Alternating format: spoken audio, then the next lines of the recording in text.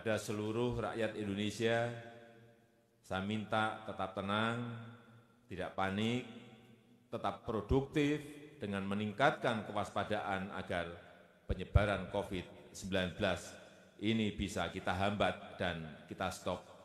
Dengan kondisi ini, saatnya kita kerja dari rumah, belajar dari rumah, ibadah di rumah. Inilah saatnya bekerja bersama-sama, saling tolong-menolong, dan bersatu padu, gotong royong. Kita ingin ini menjadi sebuah gerakan masyarakat agar masalah COVID-19 ini bisa tertangani dengan maksimal. Saya rasa ini yang bisa saya sampaikan. Terima kasih. Wassalamualaikum warahmatullahi wabarakatuh. Om Santi.